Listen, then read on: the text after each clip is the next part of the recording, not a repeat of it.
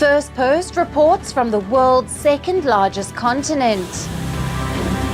Hello, I'm Alison Lagrange. A very warm welcome from Durban, South Africa.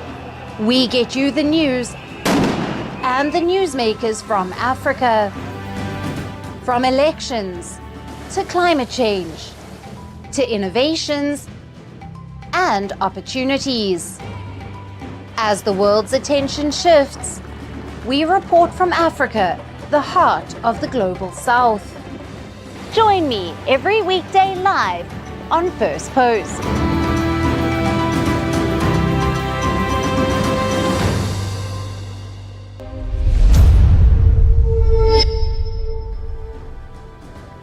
Hello and welcome to Firstpost Africa, where we get you the top stories from the continent and from across the world.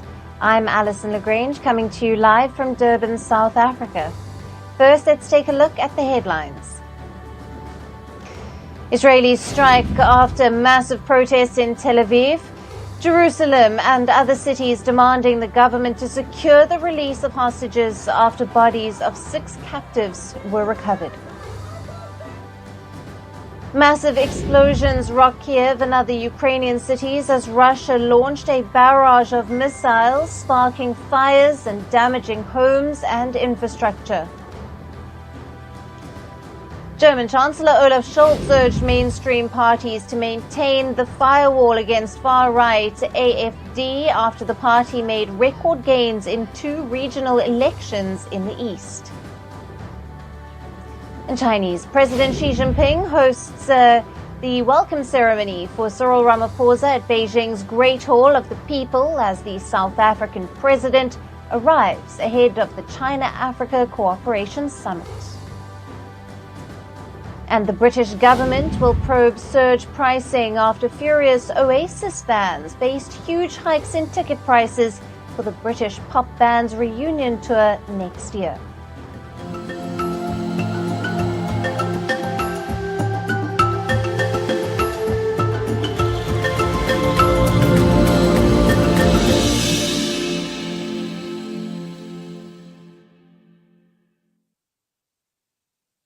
Hello and welcome.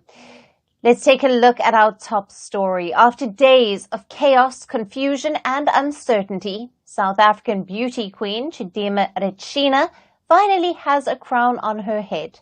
Not in South Africa, but Nigeria. Now, the former Miss South Africa finalist was forced to withdraw from the pageant amid a wave of vicious xenophobic attacks and abuse online over her Nigerian heritage. Capping a few difficult weeks, Adetshina was crowned Miss Nigeria Universe over the weekend. I just want everyone to know that this crown is not just a crown of beauty. It is going to unite us as one. And I'm really proud and grateful that I am going to represent Nigeria at the Miss Universe. And I know we are going to win. Adetshina became the center of a heated debate after her participation in the South African beauty pageant was opposed by many South Africans, including a government minister. This was over her heritage, which many objected to as non-South African. 23-year-old born to a Nigerian father and South African mother in South Africa's Soweto. Her Nigerian roots triggered controversy when she was announced as a Miss South Africa finalist in July. The backlash was further intensified by allegations that her mother may have been involved in identity theft. The South African government began a probe last month into claims that Adetshina's mother had assumed the identity of a South African woman. The initial Home Affairs probe found that she may have indeed committed identity theft. However, it added that Adetshina could not have participated in the alleged unlawful actions of her mother, as she was an infant at the time. However, the controversy forced Adetshina to drop out of the contest. She said she made the decision for her and her family's safety and well-being.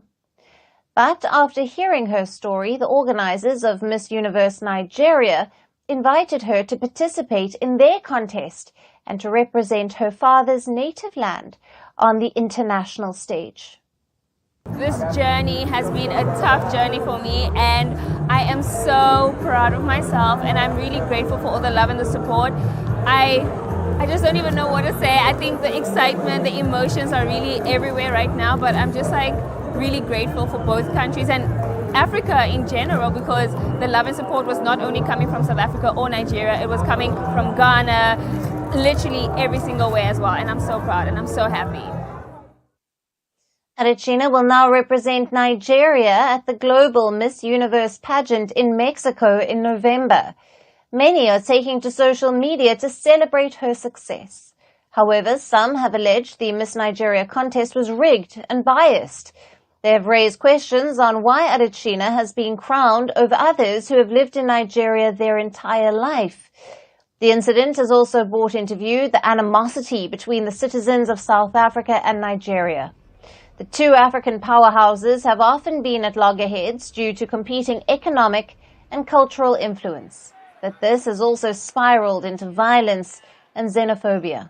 Many Nigerians living in South Africa have been victims of the frequent xenophobic attacks, while Nigerians have retaliated by attacking South African businesses in their country. The rivalry has often snowballed into diplomatic rows and also extends to sectors like music and sports. In the latest, the dispute extended into a taxi war when citizens of both countries prank-ordered Bolt and Uber rides in each other's cities and then cancelled them. This caused a huge frustration among commuters and a financial loss for the drivers. The ride-hailing service, Bolt, in response restricted inter-country ride requests after the spat escalated, which was also triggered by the ongoing controversy surrounding Chidimma Adetshina.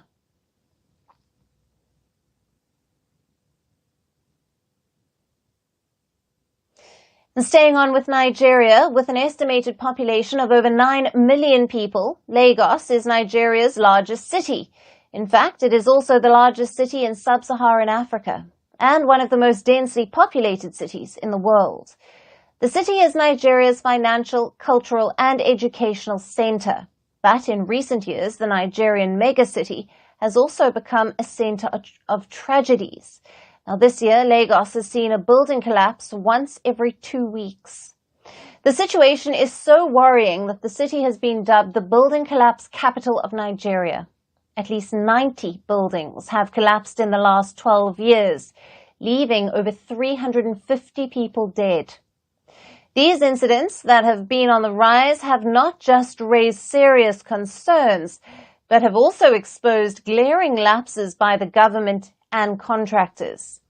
Several reports and researchers state that corruption and the use of low-quality material in construction are among the main reasons. There have also been reports of dishonest construction companies getting away with violation of building codes, design errors, and employing poorly trained workers. Another problem is the gross lack of accountability. Nigeria does have regulations and maintenance schedules for construction of buildings. State authorities also have inspectors, but many complain that the system barely functions. Those responsible are also never held to account. In 2021, Lagos witnessed one of the worst incidents of building collapse.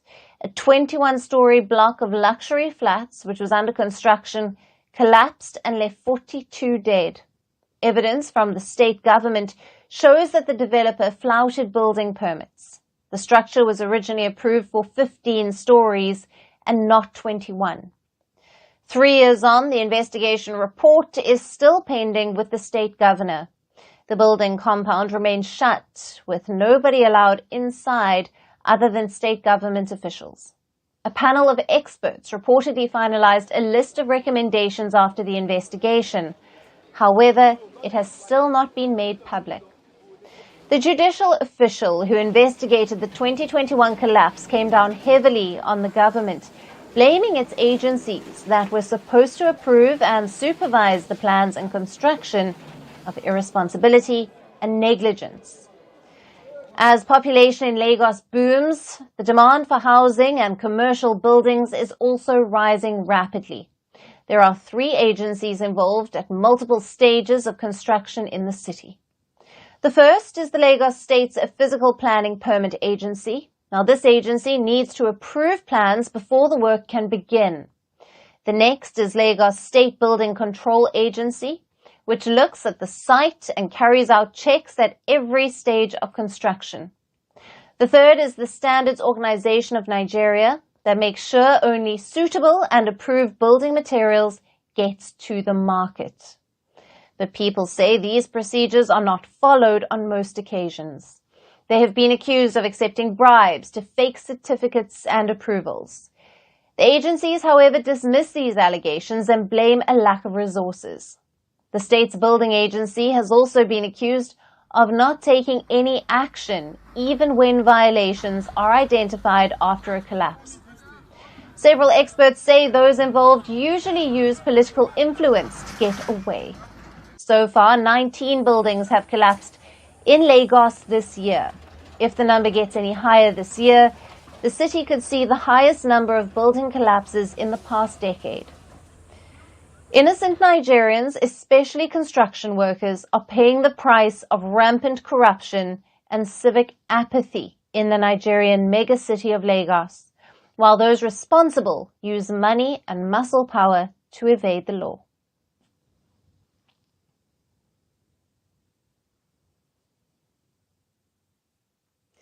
Shifting focus now to the Horn of Africa, where Ethiopia and Somalia continue to remain locked in a conflict. In the latest, their neighbor, Djibouti, has now stepped in to ease the tensions. Djibouti has come up with a proposal to solve the dispute between Somalia and Ethiopia. Both the neighbors are at odds over a port deal Ethiopia signed with Somalia's breakaway region, Somaliland. The deal provides landlocked Ethiopia access to Somaliland's port and 20 kilometers of its shoreline to build a naval base. In return, Ethiopia agreed to recognize Somaliland, which has been seeking independence from Somalia. The move triggered an angry response from Mogadishu, which called the deal an attack on its sovereignty. Somalia's ally, Turkey, has been mediating to solve the conflict, but so far there has been no agreement. Now, the tiny Horn of African nation Djibouti has stepped in. It has offered Ethiopia access to its port instead. It is offering a port of Tajura, which is about 100 kilometers from the border with Ethiopia. Ethiopia already relies on Djibouti's main port to import most of its goods, but now Djibouti is ready to hand over a new port and a new corridor to Ethiopia. It is even ready to consider a mixed management of the port with Ethiopia. Now, Djibouti's foreign minister has said the proposal was put in front of Ethiopian leaders a month ago and that they have gotten a positive response. Ethiopia is reportedly considering the technicalities of the proposal and could make a final decision in the coming days or weeks. However, Djibouti's offer does not include the permission to build a naval base in the country. Djibouti currently hosts multiple military bases, including those of France, the United States, Italy, Japan, and China. Located at the mouth of the Red Sea, it is a strategic maritime nation providing access to West Asia and Africa and the world's busiest shipping lanes. Now, as per reports, even Somalia has expressed its willingness to accept giving commercial sea access to Ethiopia during the Turkey-mediated talks. However, it has ruled out providing any naval base. The tensions between the two neighbors further escalated last week with the arrival of Egyptian military aid in Somalia. Egypt, which is at odds with Ethiopia over a dam on the River Nile, has extended support to Somalia over its dispute with Addis Ababa. Will the latest attempt by Djibouti offer any resolve to the ongoing tensions in the Horn of Africa? Now, for more on this, we have with us Dr. Samuel Oyewole, a security expert and a research fellow at the University of Pretoria. He is joining us live from Pretoria, South Africa. Thank you for being with us, Doctor. Thank you for having me. Now, what are the primary factors driving the current tensions between Somalia and Ethiopia? And how have these recent diplomatic and military agreements influenced these dynamics? Okay, there are so many factors that are involved in the current tension that we are witnessing in the eastern part of Africa, especially between Ethiopia and Somalia. The agreement that was reached between Ethiopia and Somaliland on the issue of hosting a naval base as well as a port for establishing a port and naval base around in that country, in the region of Somalia. The fear and the response of the Somali government. The fear of the Somali government is that this particular agreement can later lead to recognition of this region, which has technically been a self-governing region for the past 30 years. However, if Ethiopia, this agreement can lead Ethiopia to recognize this country as an independent sovereign state, which can also encourage other African countries to also recognize this Somaliland. And these potential trajectories is a major security concern for Somalia. And that's explained the decision of the Somalia government to approach Turkey in terms of partnership in naval as well as ports management. And we have seen recently how Turkey government is intervening diplomatically to resolve this issue. However, the attempt or recent efforts were this last month in August, Somalia, the government of Somalia also signed another agreement, a military agreement with cooperation agreement with Egypt, which is a major power in the region, as well as relatively not in good time with Ethiopia over issue of the dam that is under construction in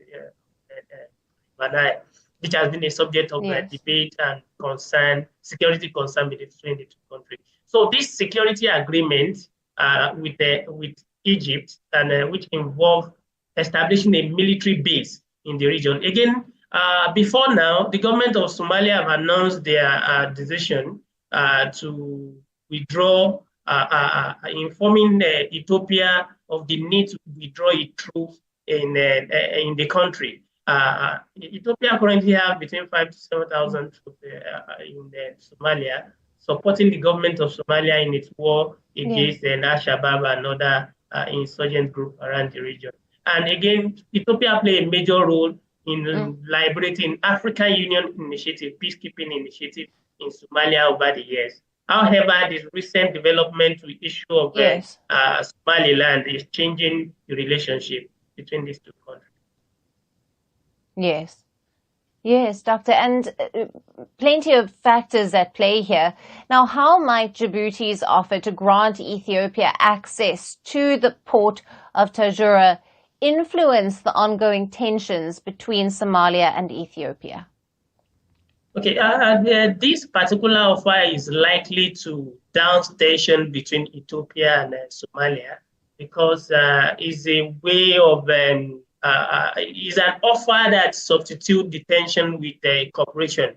However, the details of the offer may not be as juicy as what Ethiopia is expecting or reached with Somaliland, because Somaliland needs recognition. The region is willing to offer details, offer both port and possibly naval base, which Djibouti is taking off the negotiation table in terms of the naval base.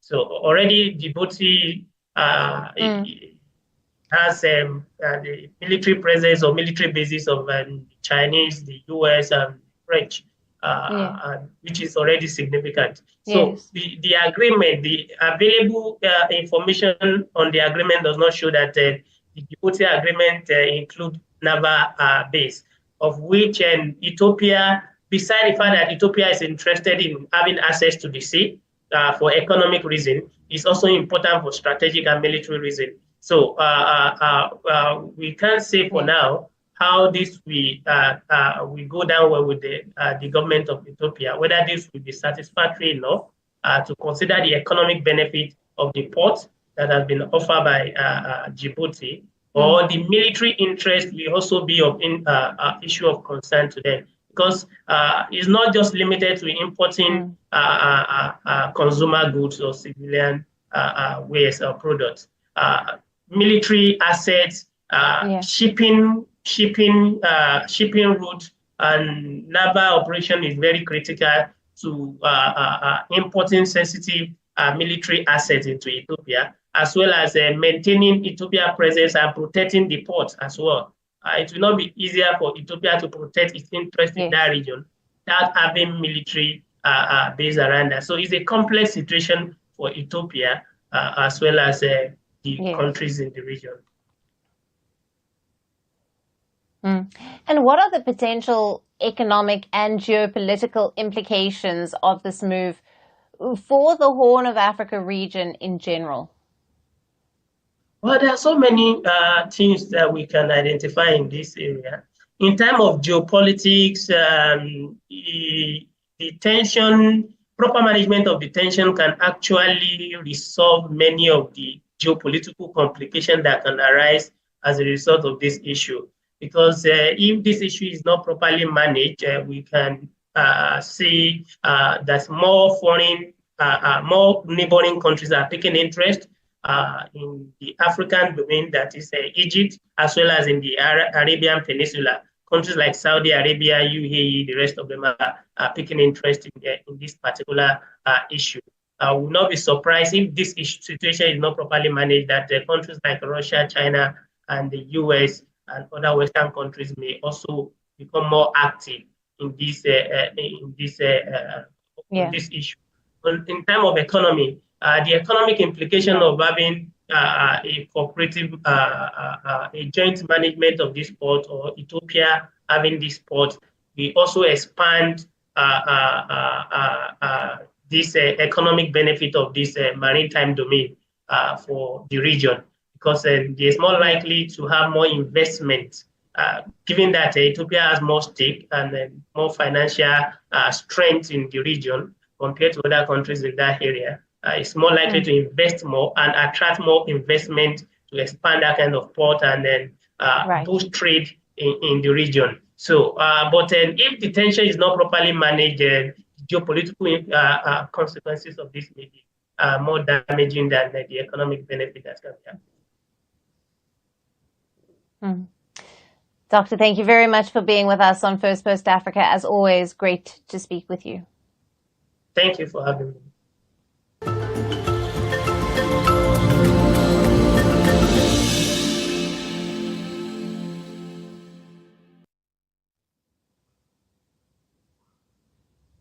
And finally, to our special segment, Resurgent Africa. Amid the coups and the crises, there are many positive stories from Africa that often get overlooked, but not on this show. Egypt's construction industry is a major contributor to both economic growth and environmental degradation. However, a startup called Tile Green is tackling this issue by turning plastic waste into eco-friendly, cement-free tiles by recycling discarded plastic into durable building materials. The company aims to reduce the environmental impact of construction and address Egypt's massive plastic waste problem. Our final story gets you all the details. Construction sites are like the never-ending fireworks of environmental harm. The production of building materials like cement is one of the worst offenders, releasing carbon dioxide into the atmosphere at alarming rates. While this scenario is concerning globally, it's even more pronounced in countries like Egypt, where construction and real estate are not just industries, they're the lifeblood of the economy. In 2022, these sectors made up nearly 19% of the country's GDP, with the cement industry alone responsible for nearly 14% of carbon dioxide emissions. But not all is gloom and doom on Egypt's construction front. A glimmer of hope comes in the form of a startup called Tile Green. It turns plastic waste into tiles. The company is taking the mountain of discarded plastic that usually clogs up streets and oceans and is transforming it into eco-friendly tiles minus the cement. This process involves shredding plastic into tiny bits, mixing it with sand, and molding it into tiles. We invented a technology and an industrial process whereby we transform all forms of plastic waste, namely those of low value, into building materials. We manufacture a material named polymer aggregate composite, where we mix plastic waste with natural aggregates like sand and gravel in order to produce a substitute for concrete. We can use this composite to produce multiple products.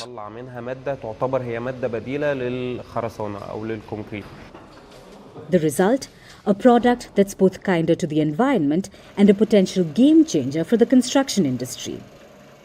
The magic happens in a small factory 80 kilometers east of Cairo, where Tile Green's machines hum away, churning out about 5,000 tiles each month.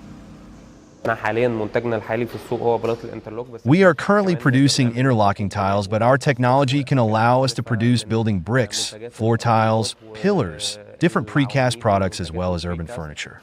Our technology can be applied to produce more than 40 products.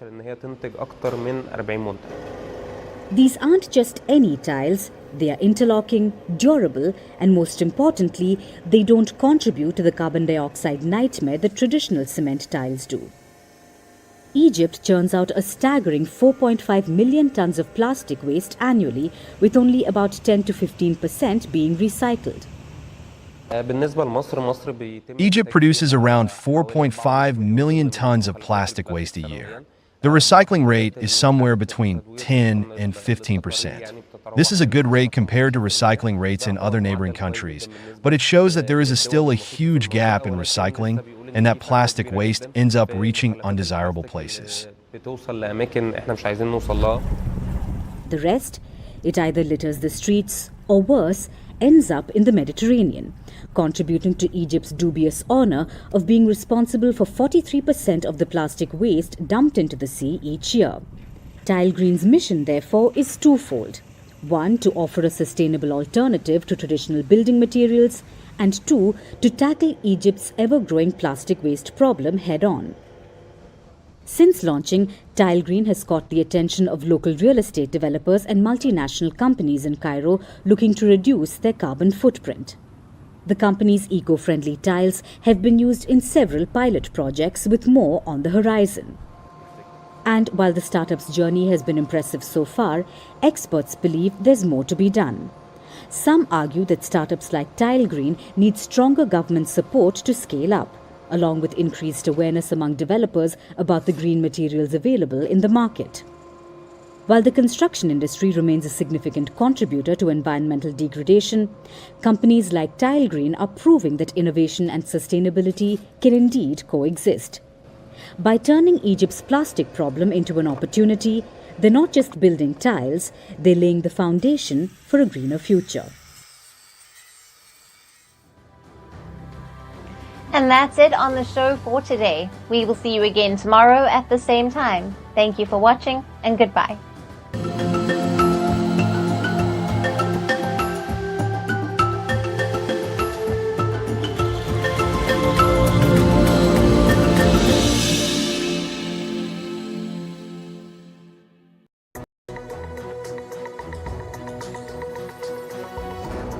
Hello and a very warm welcome. I am Gursheen Garland and you're watching First.